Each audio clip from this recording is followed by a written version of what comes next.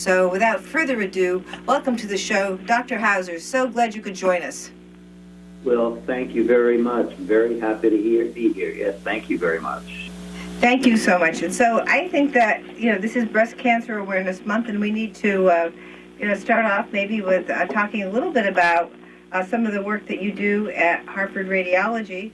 But also, we probably should, once we do that, move into how people can make sure that they get the diagnosis if they need to, or that they at least get regular mammograms. Well, certainly. So yes, I'm Dr. Hauser, Dr. Stephen Hauser. I'm one of the radiation oncologists working as part of the Radiation Oncology Associates Group, as you mentioned. We cover actually several different sites. Our main office is at Hartford Hospital, but our focus is the use of radiation treatments as part of the treatment for breast cancers, and actually for all kinds of cancers, but certainly for breast cancer as well.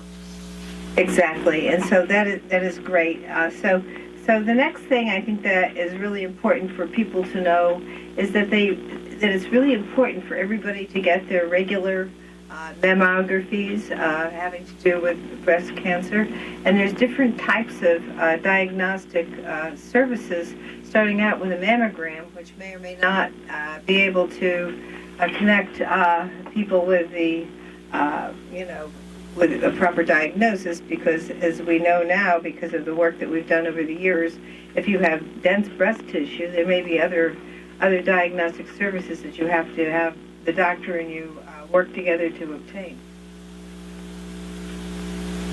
Yes, that's certainly quite important and very true. I can start off very plainly that mammograms are exceedingly important. It's without question, it's recognized across all societies, all studies. Mammograms historically have indeed allowed breast cancers to be found at a much earlier time point in their natural history, what we refer to as the stage of the cancer, and the lower stage is what you want. And that's because it also bears out that the earliest stage of diagnosis for basically all cancers has the highest cure rate associated with it.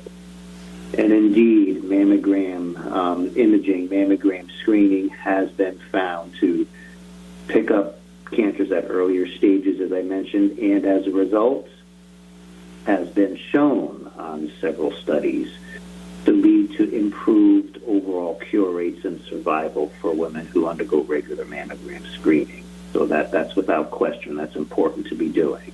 Excellent. And so one of the things that I'm wondering about also is sometimes they say you should have a baseline mammogram for women. So have you got a recommendation for the baseline mammograms? That's a very important part of what we need to make sure everyone is fully aware of and what the information supports. Yes. I can pretty much say that it has been supported by most of the fields involved in cancer care that beginning at the age of 40 is the time women should really start to think about getting their baseline mammogram. That will matter on several factors regarding what that woman's risk of having breast cancer might be, particularly family history of breast cancer. And so it can be certainly a conversation to have with your physician.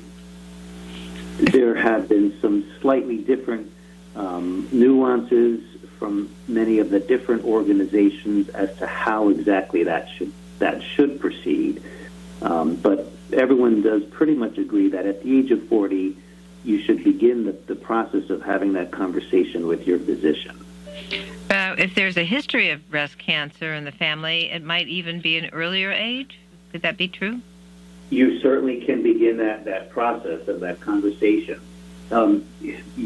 You still will not find organizations recommending that as a routine, but it stands to bear. If there's a significant family history, particularly members who have been diagnosed at young ages, in fact, it's the number of individuals, first-degree relatives in particular, that would be parents, grandparents. In addition, any male members of the family have also been shown to be putting a person at much higher risk for getting a breast cancer in their lifetime. So those are the factors that a woman might start to think about getting their baseline earlier than age 40. Well, you raise a very interesting topic in terms of breast cancer awareness, because we often think of women as being the people who have the breast cancer, but also men can have breast cancer too, and sometimes they run into some difficulty with diagnosis because the insurance industry sometimes doesn't quite get that. Yes, unfortunately, that is the case. The incidence, of course, is what's lower for men, but it's not rare. You would not say it's a rare diagnosis. It's probably 1/100th of the rate of what the risk is for women, but because breast cancer is so common, you certainly will find in anyone's practice several men that they've treated who have had breast cancer, and that unfortunately is the case. There's no screening recommendations for that. Yeah. Fortunately, yes. I'm sorry. Go ahead. Fortunately, it's usually a diagnosis more readily made available because of just physical examination and symptoms. But yes, it can be a little bit more difficult to get some of this tests done in that case. So as we look at the different, the frequency, once the baseline mammogram has been done, we look at the frequency subsequent to that. So that again can be a little bit different. There's slight nuances between the different organizations. As a general rule, most physicians, the American College of Radiology in particular, would say that yearly mammograms should certainly be happening, or you should certainly be making sure you have your physician on board and that you're ready to do that at the age of 50. The organizations will differ in terms of how long that should proceed for. For example, after the age of 70 or 75, you can start to go back to what your risk factor might be. Some people would say that if there's no family history of breast cancer, you could probably maybe go to every other year, and you will find that in some of the organizations. But for the most part, the majority of the organizations would say yearly mammograms are what a person should be doing. Certainly. And so in going on through the idea of getting your baseline mammography and also your annual checkups every year with a mammogram every year, which is recommended, at least around here, I think, in this state. Yeah. Go ahead. So, that's certainly so important to continue with your regular yearly well-being, physical, just to make sure you're covering everything that needs to be, monitored for. Regarding mammography, regarding imaging, one thing that has also been very much shown is the advancement in the technology has allowed an improved detection rate for some of the more, what in the past has been a little bit more of a problematic. You mentioned dense breast tissue. Yes. You're reading my mind. Yes. With regular historic mammogram imaging, it's been a little bit more difficult to identify some of the smallest lesions just because of the nature of how a dense breast tissue pattern looks. But there's been advancements regarding the technology to improve the ability to identify more subtle changes on that tissue. And I think you may have started to talk about this at the beginning. One of the first steps that has really improved this ability is understanding that you can do supportive imaging in addition to the regular mammogram, and that I would say most often involves ultrasound imaging. And so that now has become a much more of a standard process to consider if that pattern has been identified to improve the detection rate. Exactly, and I have to say, back before I went to the legislature, Nancy Capello was doctor of advanced practice nursing. She actually had dense breasts and was given a free and clear mammogram back in 2003 or 4, and then subsequently, very shortly thereafter, was diagnosed with stage 4 breast cancer, because the technology and the way that we understand reviewing the mammographies in the past had kind of ignored the dense breasts. So, and when the younger women have 2/3, premenopausal women have dense breasts, and I guess it's about a quarter of postmenopausal women with dense breasts. So having the understanding and making sure the insurance industry covers the subsequent ultrasounds or MRIs, magnetic resonant imaging, making sure that they cover those subsequent types of diagnostic applications is really important. Yes, and there's been some improvements, some strides made regarding that. There's certainly more that has to be made aware so that it can be applied across all situations. But once again, very specifically, getting back to family risk and what an individual person's risk might be, MRIs have indeed been shown to be incredibly important for that individual who has one of the identified breast cancer marker genes, either in themselves or in their family members, and that individual is very much at a higher risk, quite a bit higher risk of developing a breast cancer, and accordingly, MRI has been shown to be much more important to be doing that as a regular screening situation, and that has very much been the case if a woman already has had a diagnosis of breast cancer and now is being followed regularly. So there have been some strides made, but there still is so much more information that has to be kind of spread out. I can finally say that regarding technology, the mammogram imaging itself has improved.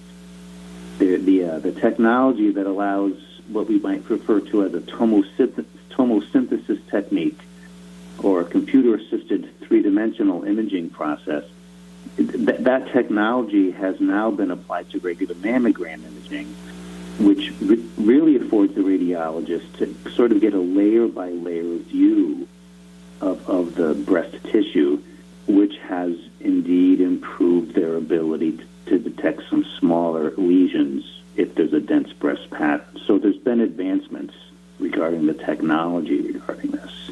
Thank you so much for raising the tomosynthesis, because when I was on the Insurance and Real Estate Committee, we actually voted to make sure the insurance industry pays for tomosynthesis, access. And I think a lot of the places where you can go for a mammography now actually have that type of equipment. That really has been put forward very nicely, and most centers now do have that availability because it has shown to be so helpful. Mm-hmm. Very good. So moving on to, once you have the diagnosis, the different stages of cancer, could you tell us about the different stages of cancer in the breast, and from, I think it's 1 through 4? Thank you.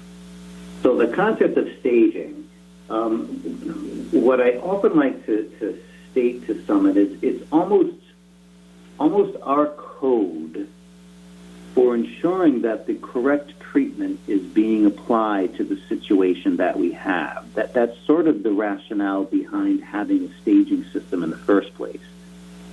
The individual stages vary quite a bit from cancer to cancer type, so there's a general rule of thumb but the specific numbers are going to be quite different. I can just quickly run through. There's typically 4 stages. A stage 1 situation is usually a very early, very, very small, caught at the right time cancer, regardless of which type, which has a very high cure rate, and often just requires maybe just removal or not too much in terms of the aggressive treatments beyond that. Stage 2, stage 3, stage 4 then sort of increases in the volume and the extent of the cancer found. In many cases, that might involve adjacent lymph node anatomy, which is sort of the regions cancers can drain to. And then finally, stage 4 is a situation where you have the more extensive situation found, where you probably are dealing with cancers spread to other parts of the body. But even in that, there have been dramatic advances in terms of the ability to have that situation under control for much longer than we could ever even have thought 10 years ago. So really the stage is about knowing that the correct treatment is being applied for the situation at hand.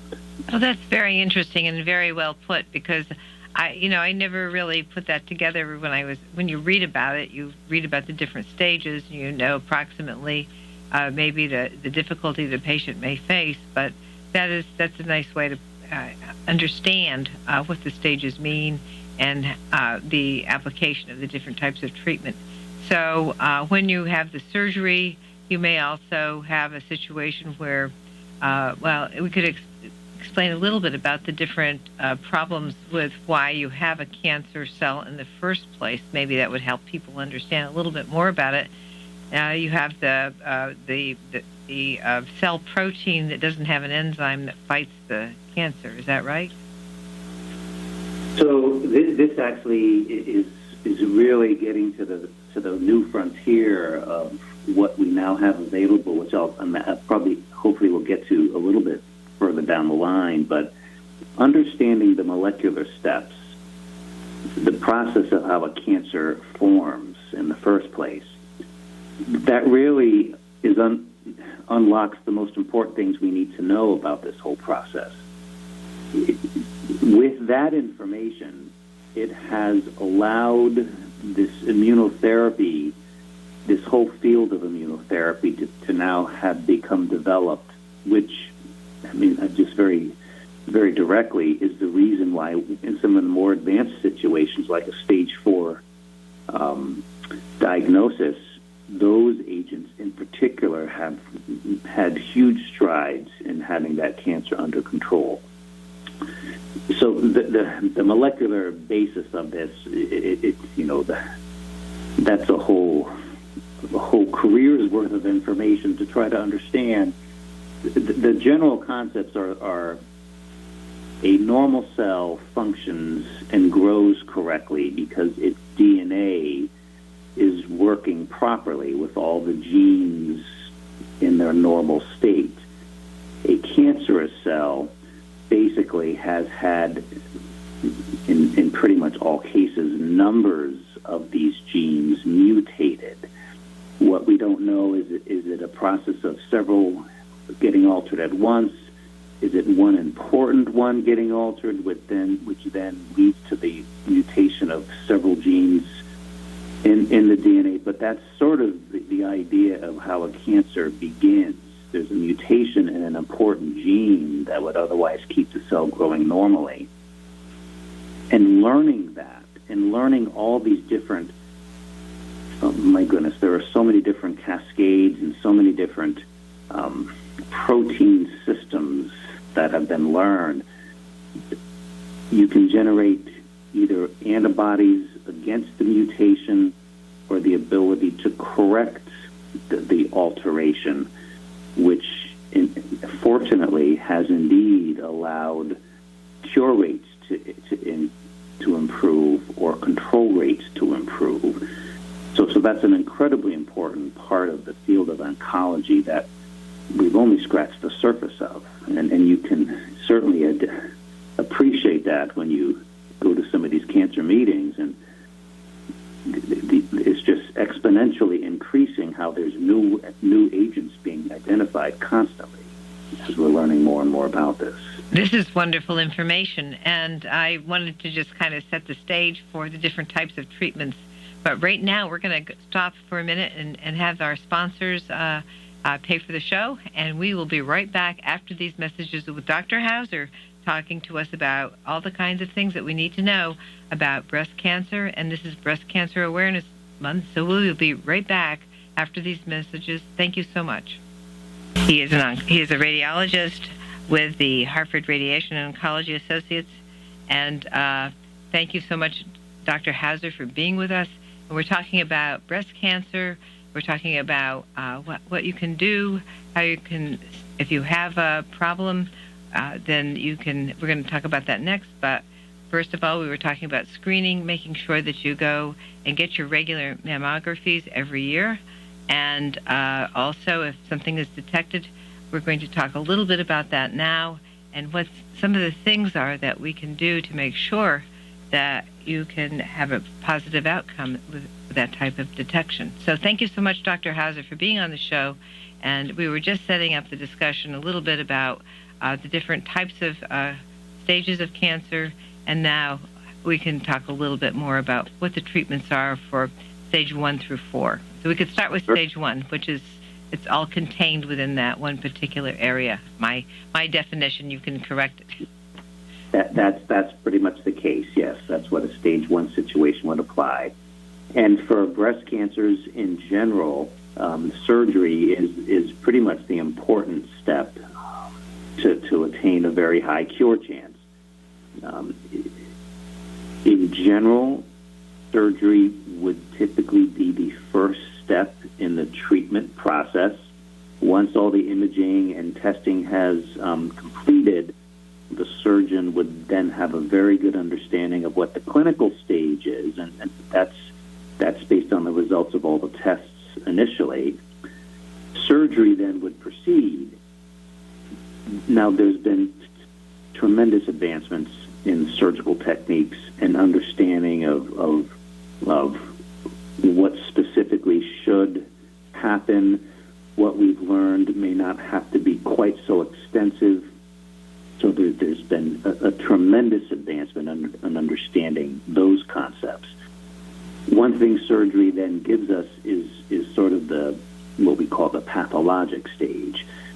That's really the way you get the full measurement of what the tumor is based on what its appearance is under the microscope.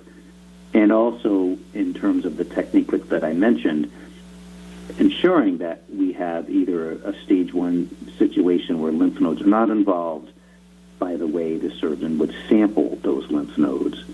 So it gives tremendous importance, information for the entire team to know the right treatment is being done. But really, for the most part, for a chance to cure a breast cancer, surgery is a very important part of the process. Absolutely. And so measuring an MRI comes into play to find the exact placement of the tumor? So MRI comes into play to help with the clinical information. The surgeon knows very, very well what we're likely dealing with. MRIs can also be quite important if there might be some question as to whether it's a surgical technique that could allow just the removal of the growth, or if we have a situation where it would be a more extensive surgery, basically mastectomy surgery, to provide for the highest chance of this being cured. MRI can give very good detail to the surgeon if there's any question about that. And so with stage 1, you might even have a mastectomy, or with stage 1, is it generally just surgery, maybe a check of a lymph node, and then, that type of process? Well, first part of that answer is understanding that mastectomy could be a very good treatment to have in anyone's situation based on a lot of the specific information. So it's one thing that applies across pretty much the entire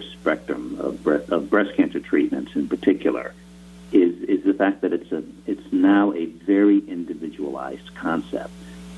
We have targeted therapies based on the growth patterns of the cancer cells, and we have a lot of so many options available so a person can make that decision as to what really is in their best interest and what they feel is most appropriate for themselves.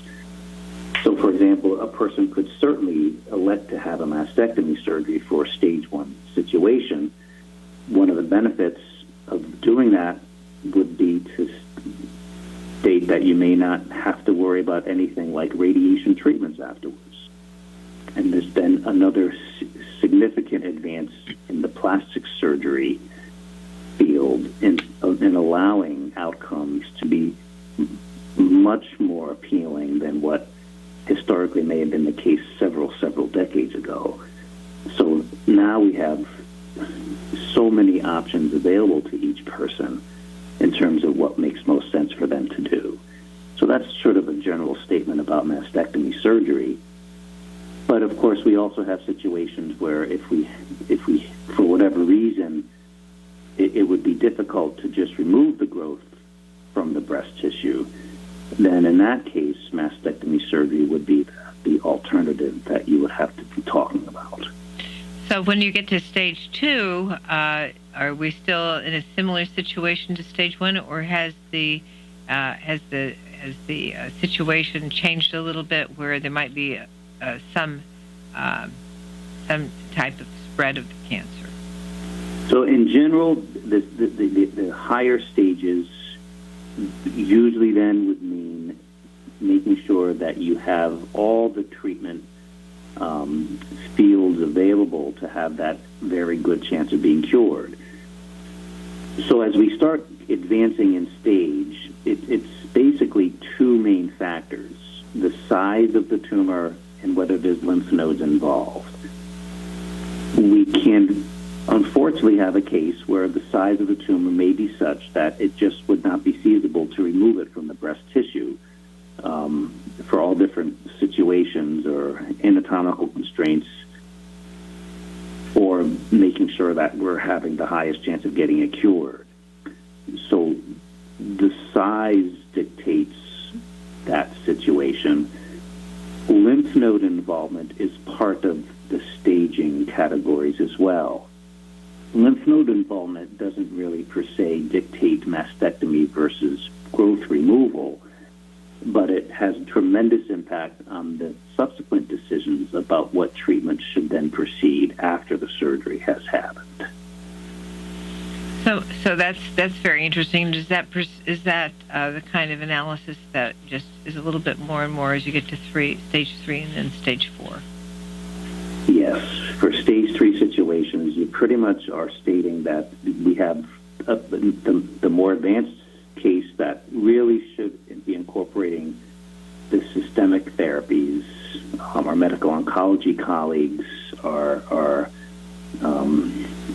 the experts that you would be talking with about that. That ranges, even in stage 3, you may have a situation where it could be very minimal systemic therapy. Some of these oral agents that block estrogen production, for example, but usually you're talking about chemotherapy medicines combined with, as I mentioned earlier, these new frontier immunotherapies. So that's where that conversation would typically come into play.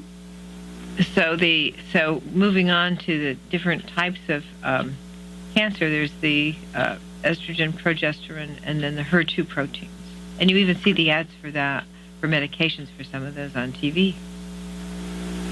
So that's been the mainstay of our algorithms for making those decisions about what additional therapies would be important after the surgery has happened. Estrogen and progesterone receptor proteins have now had decades of information and proof from what treatments could very much improve a person's outcome. There are now several medications developed which specifically would be designed to make sure there's very little estrogen circulating in the person's body after the tumor has been removed, if we have a situation where that would be helpful.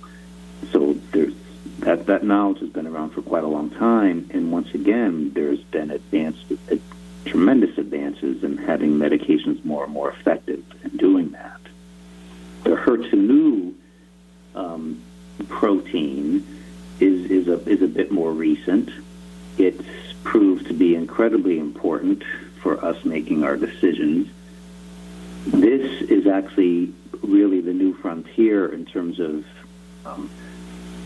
either monoclonal antibodies or treatments that are designed to positively affect the situation. So this is not going to be a more advanced aggressive cancer. The HER2 protein, it's actually what we might call a promoter. It's one of the genes that triggers a cell to grow in response to an important factor. A breast duct cell would need to be growing if in the lactating state, for example. So in the normal situation, it's part of that signaling which allows that to happen. But you can have a cancerous cell where it has an abnormally strong signal, that protein has been duplicated and is now contributing to the malignant property of that cancer cell. We now have these new frontier immunotherapies which can target that protein and nullify its negative effect on the process. And that has indeed led to increased cure rates for these situations where that protein is mutated in that cancer cell. Very, very good information. Thank you for that. And so moving on to a little bit in terms of the treatment, which would include perhaps a combination of chemotherapy and radiation. Tell us a little bit about how those two types of treatments for people who have been diagnosed with breast cancer, stage 1 through 4, would be addressed. How is it chemotherapy first, then radiation first, then chemotherapy, or does it really matter? Well, I would say it does. I would say it does matter, and the complexity of the treatment equals the complexity of the staging system that we now have. Right. The number one important thing that should be made aware is if the diagnosis has been made, you would want to make sure that you have your team in place, and that's what we pretty much all describe it as. You have a team. Your surgeon, your medical oncologist, your radiation oncologist. You have so many other members of that team, which you'll eventually get to, your physical therapist, for example. But your team is so important in that initial process to make sure you've gathered all the information that we have learned. And then it can be so much easier to now be aware that this is the treatment that's best for me and I need to go through with this. Again, it's so incredibly complex. It is. Even for stage 1. It's very, very complex, yes. It's complex. It's one of the more complicated cancers, I believe, breast cancer, because of all the different types of proteins and the interaction and the location of the breast next to the lymph nodes. And then that's the positive and the plus side and the minus side is the plus side is we've made so many great strides in cure rates and all across the board. It's not really a downside, but it's just complex. So it requires making sure that each person has had the full evaluation from all members, so it becomes easier for them to understand what's been recommended to them. So tell us a little bit more about the radiology aspects of the breast cancer treatment, and it would be subsequent perhaps to the chemotherapy on a regular, mostly, or is it sometimes radiation is first? How do they make it? So radiation is used for many situations, and for several different purposes. I'd say most of the time, radiation is sort of part of a treatment to make sure the area is fully sterilized after the surgery has been done. So probably the most common situation is when a growth small enough to be removed from the breast tissue has indeed happened. Very specifically, radiation would then be used to sterilize that breast tissue. And studies spanning several decades now have shown that the cure rates have without question been shown to be very much the same, whether mastectomy surgery was done or just the growth removed from the breast for these stage 1 situations. But the caveat that was learned, and it's really just a matter of the growth properties of a breast cancer cell starting in the milk duct system. You just can't be certain, based on microscope evaluation alone, that you do not have a few very tiny microscopic clusters of cancer cells remaining in one of the milk ducts after the growth has been removed.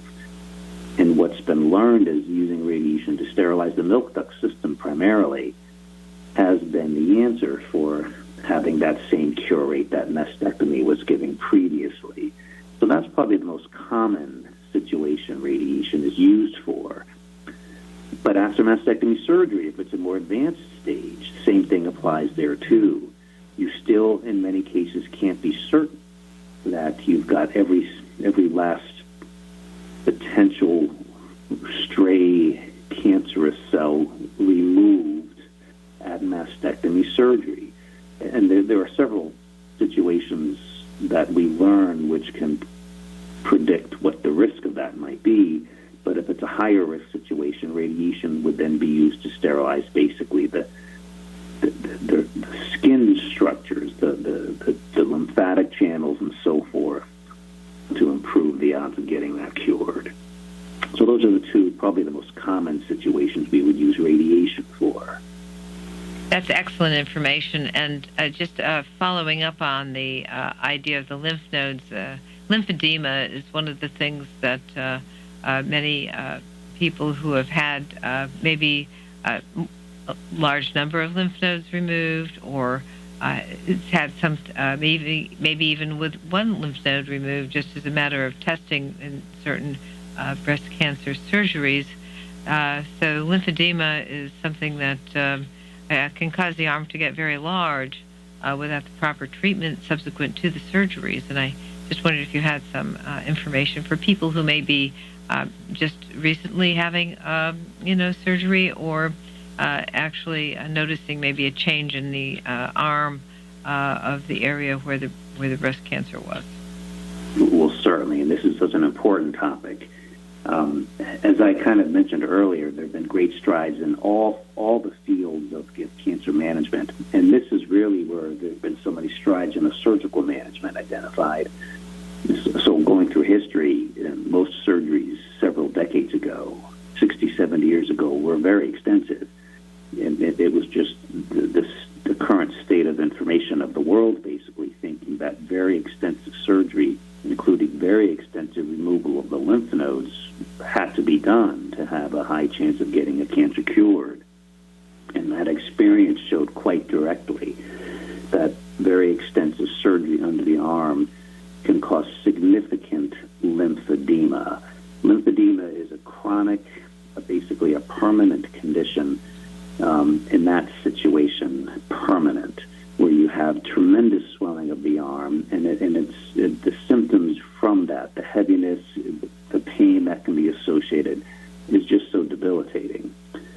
That experience is probably more than anything what has led to the evolution of surgical management.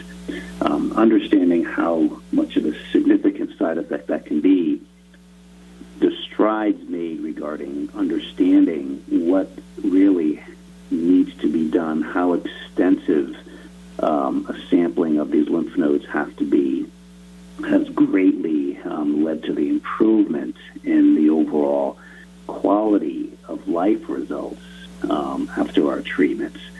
So now, again, in the stage 1 situation, you'd be hearing the term sentinel node dissection or sentinel node sampling, which is the technique that allows a surgeon to know really what important nodes to be sampled are and not have to do such an extensive removal of lymph nodes. And that has even now extended it to the stage 2, higher stage situations. Most recently, where even, as recently as maybe 5 or 10 years ago, the thinking might still be pretty extensive lymph node removal, whereas now we're learning in many situations we probably don't have to. The fewer nodes sampled, the lower the risk of this lymphedema. Still not zero, but it very much reduces that risk of that happening. Of course, So I'm sorry. Yeah, so that's fine. So women can be very much assured that there's been advances in understanding that to reduce that particular side effect. And they have now occupational therapy and all types of, different types of things you can wear for sleeves to reduce any or stop any more, expansion of the arm subsequent to the surgery. So this has been fabulous, Dr. Hauser. We are down to our last minute. I can't thank you enough for doing this show with us. You are amazing. The great descriptions that you've given today, I think, will help so many people. And I will make sure that I get this podcast done on my website at the Capitol, but also it will be here on WILI, and you can look it up right here on the website here. And we will all send it to you as well, Dr. Hauser. Thank you again so much for being on the show with us. Well, thank you very much for inviting me. It was I can't believe this time went so quickly here. Thank you. I know. Well, you did a fabulous job. Much appreciated. Have a good evening. Yes, you too. Thanks. Bye-bye. Join us next week for another great show. This is Susan Johnson, and we'll be joined again with Dennis O'Brien.